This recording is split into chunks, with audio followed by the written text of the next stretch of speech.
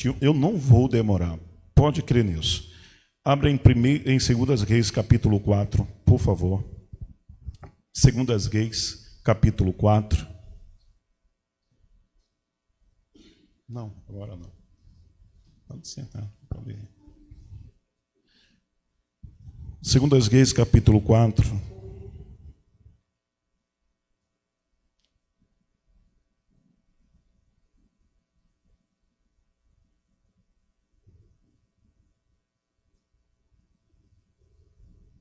Quem encontrou diz amém? Versículo 1.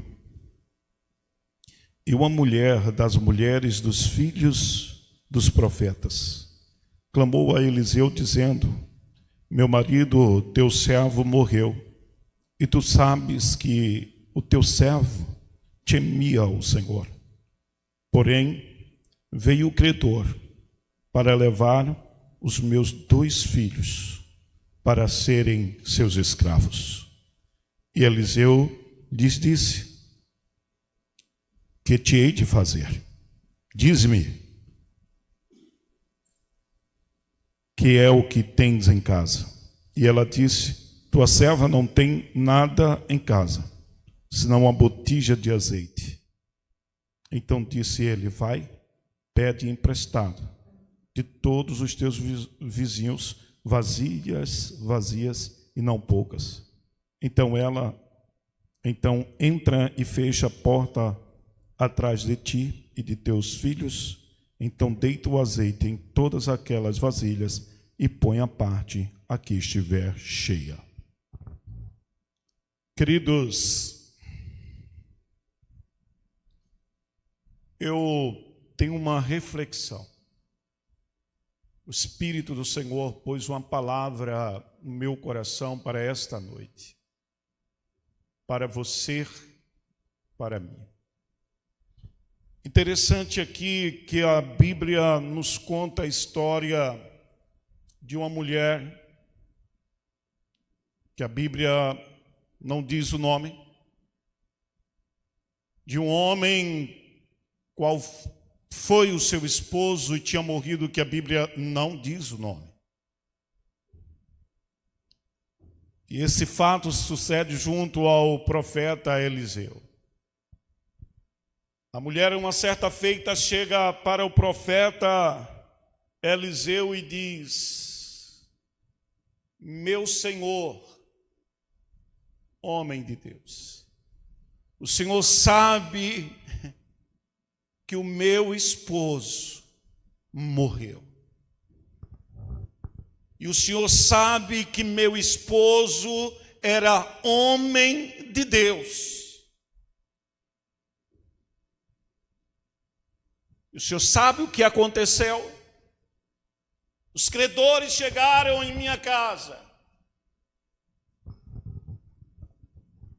a fim de que eu quitasse a dívida do meu esposo. Nada tínhamos. E ele quis levar meus 2 filhos. Eu quero saber do Senhor o que é que eu vou fazer. Porque meu esposo, ele vivia contigo, era conjecturando. O meu esposo vivia contigo. O meu esposo era dado à obra. O meu esposo vivia aos teus pés, aprendendo. O tempo dele era mais contigo do que comigo. Porém, meu esposo morreu. E agora querem até tomar meus 2 filhos para deixá-los como escravo, para honrar o débito feito pelo meu esposo. O que o senhor vai fazer? O homem de Deus olha para ela e pergunta: o que é que você tem em casa? Ela disse: não tem nada em casa. A única coisa que eu tenho é uma botija com azeite. Ele disse: então está aí a tua vitória. Vai para casa. Chega na tua vizinhança e pede vasilhas vazias e não poucas. E quando tu pegar as vasilhas, entra dentro da tua casa, cerra a porta, ou seja, fecha a porta com os teus 2 filhos e começa a derramar o azeite nas vasilhas. Talvez ela não tenha entendido quase nada, porém obedeceu, louvado seja Deus. Porque às vezes é assim, não entendemos muitas coisas que Deus fala, a ponto que chega um momento que Jesus diz: o que faço agora? Não entendes, porém compreendê-lo-á depois, louvado seja o Senhor. Quantas coisas nós não entendemos o que escutamos, não entendemos por que passamos, por que estamos vivendo, porém quando chega no dias posteriores, nós dizemos: agora sei a causa daquele trajeto, daquele problema, daquela palavra. Louvado seja Deus e glorificado seja o Senhor. Ela pode não ter entendido nada, mas foi e fez. E aí o milagre vai acontecendo. Vasilhas vazias, a botija derrama o azeite. E quanto mais derrama, mais azeite tem, mais vasilhas é cheias, louvado seja Deus. O milagre acontece. Ela, quando vê as vasilhas todas cheias, ela vai ao homem de Deus e diz: meu Senhor, as vasilhas foram todas cheias. Foi. Pois bem, o que é que eu vou fazer? Ele diz: vá, venda o azeite, pague os seus deveres, a quem vocês devem, a quem seu marido devia, e o resto você vai sobreviver com ele. De tamanho milagre, louvado seja Deus. Mas pastor, o que é que o senhor quer falar com isso? Simples. Primeira coisa simples que nós temos para refletir aqui nesta noite, o culto de encerramento, o último culto dos varões. Sim. A primeira coisa que nós temos que entender é que aquele homem, preste atenção aqui, viu?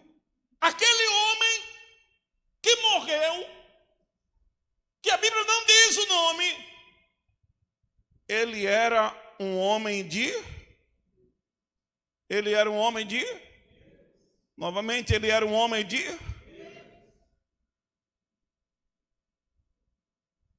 Quem foi que o conceituou assim? Foi o profeta. Quem o conceituou assim era quem convivia com ele todos os dias: a esposa e o profeta. Aquele homem era tido como homem de Deus. Agora, se nós formos caracterizar o que é um homem de Deus, contemporaneizando hoje, primeiras coisas que nós vemos que é um homem de Deus, um homem que lê a Bíblia, que gosta, está inserido no Salmo 1. Porque é um homem de Deus que é dado à oração. Interessante que eu estive aqui alguns dias atrás, eu estava ali com o pastor no gabinete dele, e nós estávamos falando sobre algumas questões e ele perguntou sobre algo. Eu disse: sobre essa geração e sobre os ministros, os ministérios que estão aparecendo. Eu disse: isso é muito bom, isso é ótimo. A grande questão é que eu me preocupo é a ausência de oração. Às vezes, as coisas não funcionam. Não é porque não está tudo direitinho. Não é porque não está tudo dentro das normas. Não é porque não nos esforçamos, não. É porque não colocamos o Senhor conforme a Bíblia ensina. É porque não dependemos dele piamente. É porque não gastamos tempo para ter um relacionamento a ponto que não vá eu, mas o Senhor me conduza. Louvado seja o Senhor. O grande problema é esse. Nós queremos algo tremendo, nós precisamos de algo tremendo. Só que nós queremos sem fazer esforços. Nós queremos sem gastar tempo. Deixa eu dizer uma coisa aqui a você. Eu voltei para o Senhor. Eu tinha mais ou menos de 20 para 21 anos. E eu, antes de me afastar, eu li a Bíblia, e eu já tinha lido o Novo Testamento, e a única coisa que eu guardava na minha mente era que eu precisava orar para resolver todos os meus problemas. Meus pais, 5 horas da manhã, do sábado para o domingo, ia para um culto chamado culto matutino. Alguém já ouviu aqui? 5 horas da manhã, 4 horas acordava, 5 horas ia para a igreja. Saía antes de 5, para 5 está lá, até 7 horas, orando, cantando hinos da harpa, independentemente, cantando e orando. Voltava para casa, 9 horas, escola bíblica. Quando eu voltei para o Senhor, eu disse ao Senhor: no dia que meu coração quiser me levar para o mundo, o Senhor me mate. Eu não quero voltar mais. Mas eu tinha um problema comigo. Problema espiritual. Eu precisava me livrar dele. E a única coisa que eu sabia que iria me libertar era a oração. E eu passei a orar como jovem, muitas vezes, 8 horas por dia. E se você crer, amém. Se não crer, amém. Mas o Espírito do Senhor está aqui.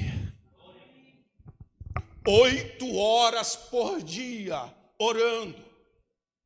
Eu orava mais ou menos, e esse tempo que eu voltei para o Senhor, eu fui demitido da firma. E eu orava pela manhã, 2, 3 horas. E aí eu orava à tarde e orava à noite. E eu passei a orar. Eu naquele tempo a nossa igreja não era avivada. E eu passei a orar e eu digo: Senhor, eu quero o batismo do Espírito Santo dessa igreja. E Deus e o Espírito Santo é testemunha. Eu disse: Senhor, eu quero o batismo do Espírito Santo. E eu começava a ler a Bíblia, eu via as passagens, eu via as ações, eu via aquilo tudo, eu via que a Bíblia diz, o apóstolo, em suas palavras, diz: o evangelho não está constituído em cima de palavras persuasivas. Não é apenas palavra, tem que ter demonstração. Eu digo: Senhor, eu quero essa demonstração. E eu passava a orar, passei a orar. Porque às vezes, e eu era um jovem de 21 anos, e eu passei a orar. E daí o Senhor foi movendo o coração de alguns outros jovens, e eles começaram a aderir à oração. Ao lado da nossa igreja, a 10, 20 metros, tinha uma Assembleia de Deus, a Assembleia de Deus muito avivada. Naquela época era um círculo de oração, a Assembleia de Deus era coisa maravilhosa. E aí a turma começou a saber que eu gastava tempo orando. Um dia o pastor me chamou e disse: os meninos falam muito de você. As portas da igreja estão abertas aqui. O dia que você quiser vir. Eu disse: obrigado, pastor. E ele passou a ter um carinho muito grande comigo. Mas eu dizia no meu coração: eu não saio dali, porque o Deus da Assembleia é o Deus daqui também. O Senhor vai fazer um milagre aqui. O Senhor vai fazer um milagre. Passei a orar, e eu orava em casa, eu achava pouco, orava na igreja, eu achei pouco, eu digo, agora eu vou orar no monte. Tinha dia que eu ia com um grupo de jovens, de mais 4, 5, e quando foi o momento agora, eu levei 40 pessoas para o monte. 40 pessoas para o monte, orar, vamos orar. Quando de repente, conforme Atos dos Apóstolos, o Espírito Santo desceu no meio da igreja. Porra! Eu não esqueço daquele dia, eu era líder dos jovens, eu trouxe um pregador de Palmares, e ele começou a orar o Espírito Santo. Antes, o Senhor já tinha feito uma obra comigo na própria igreja Assembleia de Deus. Eu estava lá numa tarde, posse de um pastor, e estava lá o pastor pregando e dando um testemunho, e eu aqui fora, e ele lá no púlpito, e o corredor disse, para que saibais que eu não estou mentindo, e Deus está neste lugar. Quem quer ser batizado no Espírito Santo, vem para o corredor. Eu digo, estou eu aqui, não vou para frente, mas eu quero. O pessoal encheu o corredor. Daqui a pouco ele disse, Senhor, se tu estás comigo aqui, começa a batizar agora. Eu vi um senhor da minha cor, mais alto do que eu, ele pulando quase que ele chegava no teto. Aí eu estava de cabeça baixa, olhei assim. Eu digo, Jesus, se isso é teu mesmo, então me alcança aqui. Não foi 5 minutos que eu falei isso, o Espírito Santo me tomou. E eu comecei a dar glória dentro da igreja. Comecei a ser cheio do Espírito Santo. Aí interessante que quando vai, todo mundo se acalma, tal. E eu da igreja, da outra igreja, e eu na assembleia, todo mundo me conhecia. Quando os assembleanos sentam, quem fica em pé lá? Quando eu abro os olhos, está todo mundo assim. Eu cheio de vergonha, pastor. Corri para casa, feliz e envergonhado. Corri para casa, mas corri cheio do Espírito Santo. Uma coisa que eu busquei 1 ano e 8 meses, orando. 1 ano e 8 meses, eu marquei 1 ano e 8 meses para ser batizado no Espírito Santo. Eu não encontrei. Logo depois que o Senhor me batizou, 3 meses depois, foi quando ele desceu com o Espírito no meio da igreja. Jovens foram cheios do Espírito Santo, e começou o avivamento ali naquele lugar. Bendito seja o Senhor. Oração tem poder. Um homem de Deus é conhecido também por sua vida de oração. Bendito seja o Senhor. O pai precisa orar, a esposa precisa orar, o filho precisa ver eles orando. Ele era um homem de Deus. E a minha questão hoje é: homem de Deus tem várias características, mas a vida de oração não pode faltar. Moody, Seymour, Jonathan Edwards, homens que foram cheios do Espírito Santo, que tinham comunhão com Deus e andavam com Deus, porque tinham vidas de oração. É muito fácil eu chegar aqui hoje e dar uma palavra, mas quando eu saio daqui, o Espírito do Senhor não sabe quem sou eu na oração. Deixa eu dizer uma coisa: por mais que nos esforcemos, por mais que batalhemos, se nós não buscarmos ter uma vida de oração, as coisas serão duplicadamente difíceis para nós. Lembra de Neemias? Ele tinha uma obra que restaurar os muros. Quando ele chega diante do rei, o rei diz que você está com semblante triste, o que é que você tem? Ele disse, porra, como é que eu posso estar feliz? O senhor não sabe da catástrofe que está acontecendo. Alguém, o que é que você quer? Ele disse, peraí, eu vou orar, louvado seja Deus. Eu vou orar, louvado seja o Senhor. Característica do homem de Deus tem várias, mas a oração tem que ser o centro. Sem oração, orar é falar com Deus. Nós precisamos, queridos, principalmente os homens. Hoje eu olho nas igrejas, está lá as mulheres, jovens ou não, está lá elas. Aí a gente olha os homens, quando é um momento de oração, tem camarada que dobra o joelho 5 minutos, até mesmo ministros, eu não gosto de falar de ninguém, mas até mesmo 5 minutos já sente com... Querido, não te apresses em sair da presença do Senhor quando estiveres orando, bendito seja o Senhor. A outra questão que eu observo aqui é que ele era homem de... Tinha a vida voltada para a obra, porém, era ignorante. E eu falo isso com temor, porque é homem de Deus. Eu não posso chegar aqui e dizer que o cara era irresponsável. Não, ele era apenas ignorante, ele não tinha conhecimento da responsabilidade doméstica. Sério, pastor, sério. Como era que estava a esposa dele depois da morte dele? Desesperada, falida, sem comer em casa, sem nada. Não tinha cobertura nenhuma. E isso não era uma questão de que ele era negligente, era uma questão de ignorância. Negligente é quando eu sei o meu papel.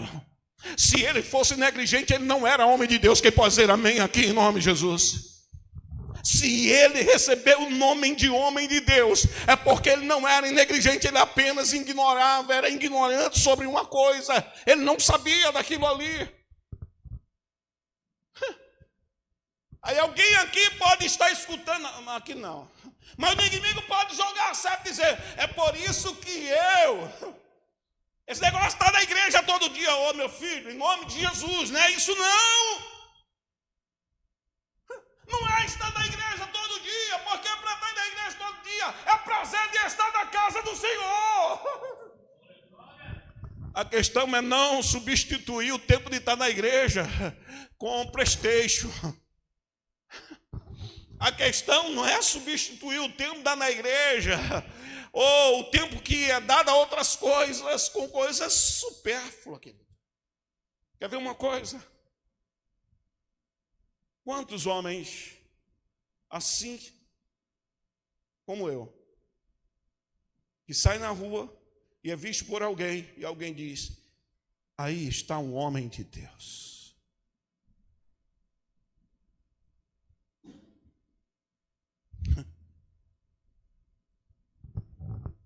Por que muitas vezes levamos o nome de homem de Deus? Porque as pessoas olham o quê? Olha o quê? Vamos lá? Olha o quê? A aparência. Na verdade, muitas vezes não tem características. Observe uma coisa aqui, em nome de Jesus, para a gente terminar.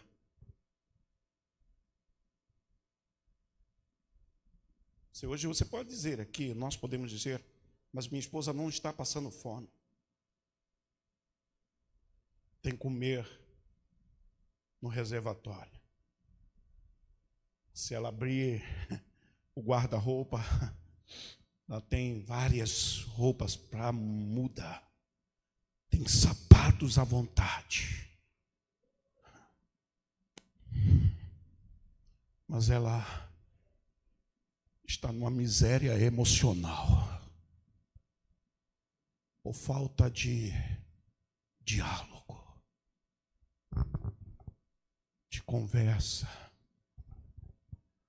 de carinho, de preocupação, que muitas vezes montado no nosso eu, o ego inflado, de um pensamento que não é bíblico, temos comportamento que está dilacerando as mulheres emocionalmente, e aquilo que está travado no psique desce para as emoções, sobrecarrega e torna elas doentes.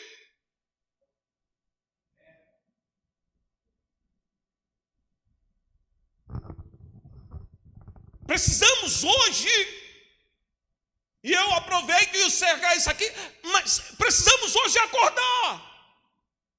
Por quê? Você e eu não somos só. Se nós temos uma esposa, é porque ela faz parte de nós. Quem concorda comigo aqui? Se ela estiver doente, você está doente. Agora, para nós entendermos isso aqui, é preciso nós entendermos uma coisa. A nossa negligência está abreviando a nossa vida.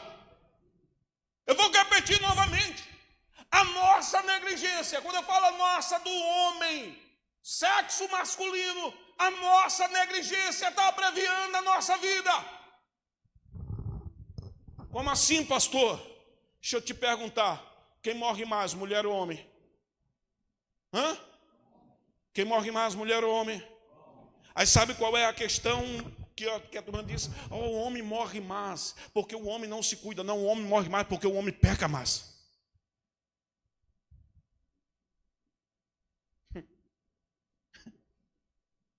O homem morre mais porque o homem desobedece mais. O homem morre mais porque o homem fere mais a sua esposa. E quando o homem fere mais, ele pensa que ela apenas está sangrando. Quem está sangrando também é ele. A vida dele está se esvaindo.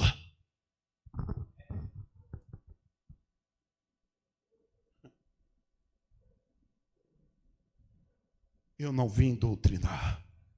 Eu só vim dizer que Deus quer que mudemos o nosso coração. Eu não vim doutrinar. Eu só vim dizer que Deus quer que mudemos as nossas atitudes. Como é que pode a geração que nós estamos vivendo de um camarada, porque a menina não queria mais ele, e ele passar com o carro por cima dela e sair arrastando ela, e seu coração maligno? Como é que pode um camarada pegar uma mulher grávida, trancar dentro de casa, tocar fogo nela e nos seus filhos? E nós olhamos para isto e nós dizemos que crueldade, isso é um infeliz, mas o que fazemos muitas vezes quando ninguém vê também. Está na hora de sermos aquilo que de fato o Senhor chamou para ser, homens de Deus. Quem concorda comigo aqui?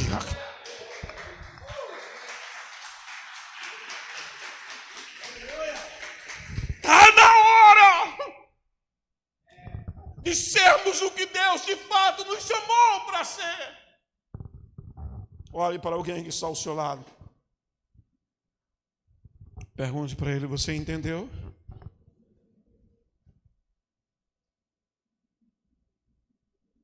Faz aqui água de coco, né?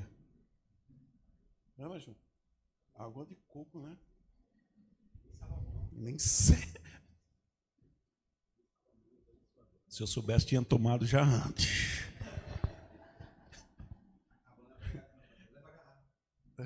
Já é. Quem está entendendo isso aqui nessa noite, em nome de Jesus? Eu quero convidar você de pé.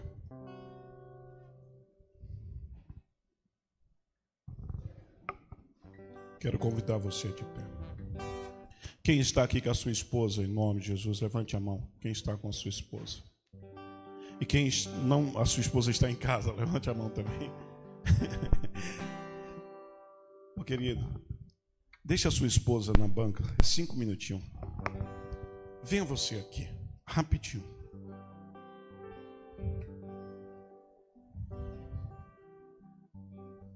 Veja uma canção aí com ele, aí, senhor, rapidinho.